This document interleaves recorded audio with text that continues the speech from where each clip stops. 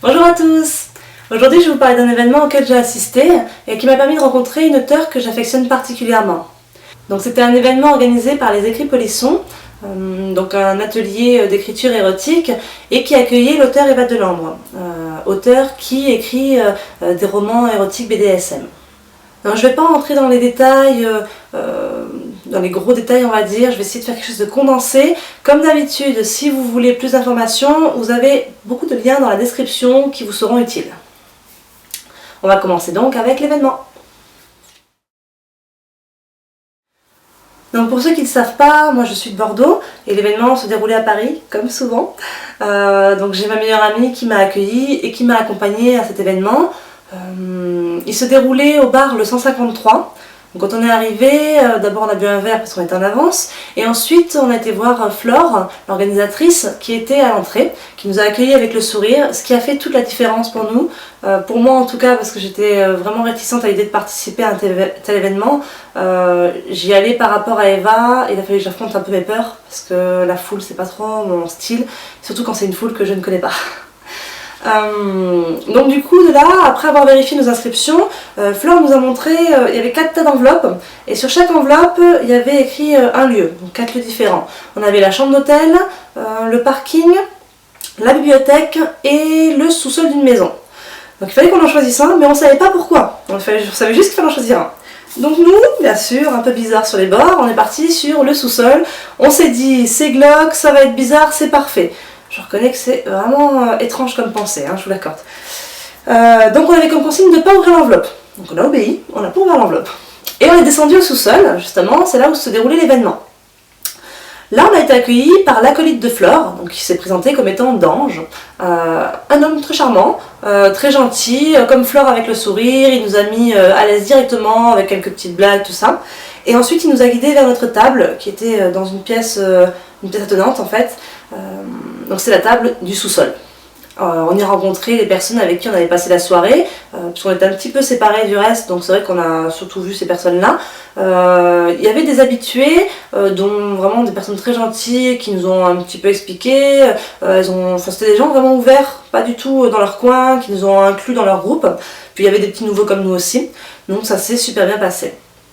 Notre première mission d'écriture, ça a été de décrire le sous-sol. Ce sous-sol dans lequel on était. Donc chacun notre tour à la table, on devait écrire une phrase descriptive sur ce sous-sol et à la fin, une fois toutes les phrases réunies, on avait notre lieu enfin défini. Avant de continuer l'écriture, Eva a pris la parole pour présenter donc son dernier livre que j'ai là, L'éveil de l'ange. Donc elle nous en a lu un extrait et elle nous en a parlé. Et donc elle était accompagnée de son maître cette fois-là. Je ne sais pas s'il va à tous les événements, mais en tout cas il était là. Et tous les deux ont pris la parole et ont répondu à des questions. On a repris l'écriture après ça. Donc chaque table devait se mettre par groupe, nous c'était que des binômes, et donc par deux, on avait une consigne, on devait écrire une nouvelle érotique en 30 minutes à peu près. Je sais pas si nous ont vraiment laissé 30 minutes, j'en ai aucune idée. Et ça devait se passer dans le sous-sol pour nous, donc notre lieu. On avait aussi des contraintes. Ces contraintes en fait étaient cachées dans les enveloppes qu'on a tirées en début de soirée. Donc nous, j'étais avec ma meilleure amie du coup, on a eu ces deux-là. Donc moi j'avais mentionné l'utilisation de roues à pic.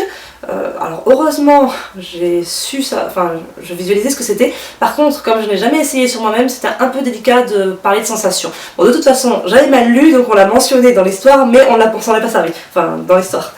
Et donc ma meilleure amie avait interdiction d'utiliser le verbe être. Et alors ça je peux vous dire que quand on l'a lu, on s'est dit comment on va faire. Qu'est-ce qu'on va faire de nos vies? Bon, on a finalement réussi, c'est pas du grand art, mais je pense que c'était pas ce qui était prévu à la base. Si vous êtes intéressé, allez aussi dans l'article en fait, il y aura le lien dans l'article. Et donc à la fin, au bout de ces 30 minutes, vers la fin on avait Flore qui nous pressait, allez, il reste plus que 2 minutes, bon, elle mettait bien la pression. À la fin, donc chacun a lu sa nouvelle au reste de la table, et donc il y avait un vote.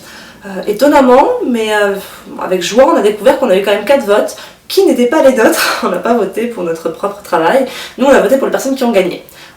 Parce que effectivement on n'a pas gagné et c'est tant mieux. Pourquoi? Parce que les gagnants de chaque table, donc de chaque lieu, ont dû se rendre sur le devant de la scène pour lire leurs nouvelles, qui étaient d'ailleurs très intéressantes. Personnellement, parler à une caméra, il n'y a pas de souci. Parler à 30 ou 40 personnes, quand on a déjà peur de rencontrer ces 30 ou 40 personnes, c'est pas possible. Donc du coup, j'étais bien contente qu'on n'ait pas gagné. Et donc, chaque gagnant est reparti avec un exemplaire du dernier ouvrage d'Eva Delambre et un exemplaire de Lyon Magazine. Voilà. Là, tout ce qui est atelier écriture, c'est terminé. Et ensuite, on est passé au moment avec Eva. Donc, elle avait amené ses livres pour ceux qui voulaient en acheter et pour les faire dédicacer, discuter avec elle. Donc, c'était le moment que moi, j'attendais personnellement. Donc, on y passe maintenant. Donc comme je disais, c'est un moment que j'attendais avec impatience. J'avais vraiment peur de ne pas avoir assez de temps pour discuter avec elle. Il nous arrive souvent de converser par Facebook parce que c'est une auteure qui est très proche de son public, donc elle répond aux commentaires, elle et son maître d'ailleurs, avec son propre compte. Ils répondent tous les deux aux commentaires et quand on lui envoie un message Facebook, elle répond toujours vraiment le contact avec ses fans, ce qui est génial. En tant que fan, c'est génial. Pour elle, je ne sais pas si au quotidien c'est si facile que ça, parce qu'elle doit recevoir quand même pas mal de messages. Donc j'apprécie beaucoup ça, mais j'avais envie quand même de parler en face à face avec elle. Donc j'ai attendu, parce que j'avais aussi 5 livres à faire dédicacer. Moi j'avais mes 3 exemplaires, un exemplaire pour une amie et celui que je vous fais gagner à la fin de la vidéo. Donc du coup je dis je vais pas abuser, je vais pas monopoliser Eva, il va y avoir des gens derrière moi, ça se fait pas. Donc j'ai attendu et je suis passée en dernière. Ça a été vraiment un moment intense pour moi, bon déjà parce que c'était la première fois que je pouvais rencontrer une artiste, parce que c'est une artiste en tant qu'écrivain, une artiste que j'apprécie, dont j'aime le travail. Elle a signé mes 5 livres sans s'en plaindre, quoi que ce soit, et elle a été vraiment ouverte et honnête et passionnée dans son discours. On a discuté du BDSM ensemble, je lui ai posé des questions qui peut-être lui ont semblé un peu stupides, et pourtant elle me l'a pas fait savoir, elle a quand même répondu chaque fois avec beaucoup de passion. C'est ce qui ressort le plus parce qu'elle le disait elle-même et moi je l'ai ressenti, c'est vraiment une femme passionnée et ça se ressent dans ses livres comme dans son discours quand elle vous parle en fait. Du coup, je vais pas rentrer dans les détails de ce qu'elle a pu me raconter ou de ce que plus tard son maître a raconté, puisque du coup on a pu discuter avec lui aussi, parce que ça reste quand même quelque chose de personnel. Si vous avez envie d'avoir des discussions avec elle, vous pouvez totalement lui écrire et je pense qu'elle répondra avec plaisir, dans la limite où ça reste correct, bien entendu. Donc du coup ça a été un échange honnête, comme je l'ai déjà dit dans mes articles, c'est ce que moi j'aime avec les livres d'Eva et donc ce que j'aime avec les discussions que j'ai pu avoir avec elle, c'est que c'est pas quelqu'un qui va essayer de vous romancer la chose, de vous tourner ça d'une autre manière, elle est honnête, elle est franche et elle y va comme elle le ressent quoi. Donc c'est le type de personne que je préfère, chacun ses goûts, après moi j'aime les gens comme ça. Voilà. Donc ensuite son maître l'a rejoint, je sais pas si c'est parce qu'on a mis trop de temps ou quoi que ce soit, mais il est venu et j'ai apprécié parce que du coup on a pu aussi discuter avec lui, il nous a exprimé son point de vue, son expérience personnelle, encore une fois c'est des détails que je ne dévoilerai pas, mais il nous a parlé des choses qu'il peut reprocher éventuellement à la littérature érotique actuelle qui est justement trop romancée et pas tellement crédible. Je suis désolée si vous entendez les voitures derrière, parce que je suis à côté de la fenêtre pour avoir un peu plus de lumière. Qu'importe. J'avais jamais été face à des gens qui étaient dans le BDSM, donc du coup c'était une première et je sais pas s'ils sont tous comme eux, mais c'était quand même quelque chose de vraiment puissant, de fort. C'est dur à expliquer parce que c'est qu'un ressenti, je suis pas dans leur tête, je suis pas dans leur corps, mais moi en tant que personne externe à leur histoire, j'ai ressenti quelque chose qui était très fort, que je ressens pas forcément, que j'ai même jamais ressenti je crois, en voyant d'autres couples quoi. Donc c'était intense, il y avait une certaine force dans le regard du maître et en même temps une douceur dans ses gestes, il y avait une balance entre la personnalité d'Eva et celle du maître qui se ressentait même, comme je dis, dans simple geste, simple regard. C'était vraiment quelque chose de fort et moi je l'ai ressenti comme ça et c'était quelque chose d'intense.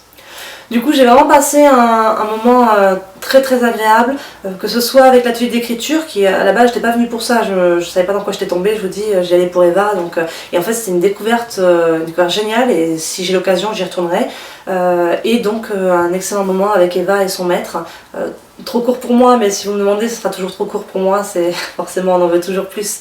Donc du coup j'en profite, je remercie Flore et Dange pour cette soirée qui était vraiment extra, Eva et son maître pour ces échanges vraiment honnêtes, tous les participants en particulier ceux qui étaient à la table du sous-sol qui m'ont permis de passer une bonne soirée, ma meilleure amie qui m'a accompagnée forcément, et puis un grand merci aussi aux éditions Tabou, notre partenaire sur Plume Bleue, parce que sans eux j'aurais sûrement pas connu Eva et ça aurait été dommage parce que j'aurais raté une excellente auteure et de très bons moments. Voilà. Du coup, par rapport à cet attachement pour Eva et mon attachement pour ses livres, en fait, j'ai décidé donc de vous en faire gagner un qui a été dédicacé. Et donc je vous donne rendez-vous pour le concours juste après. Ce que je vous propose aujourd'hui, c'est de gagner le dernier ouvrage d'Eva Delambre. Donc il s'agit de L'éveil de l'ange. J'en ai déjà parlé sur Plume Bleue. Si vous avez envie de lire ma chronique, comme d'habitude vous trouverez les liens dans la description et puis dans l'article.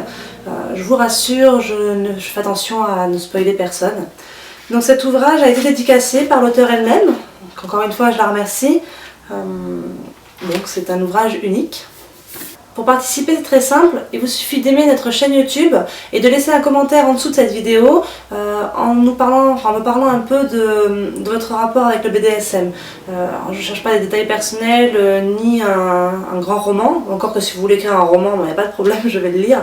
C'est plus pour savoir quelle est votre approche, qu'est-ce que vous en pensez de ce que vous savez, qu'est-ce que vous en pensez, est-ce que vous avez un avis positif, négatif sur le sujet, est-ce que vous pratiquez si vous avez envie de le dire, est-ce que vous êtes intéressé, qu'est-ce que vous avez pu lire à ce sujet, quelles sont vos recherches, bref, en gros parler de vous et du BDSM, voilà, faire le lien entre les deux, et éventuellement me dire pourquoi vous aimeriez lire ce livre.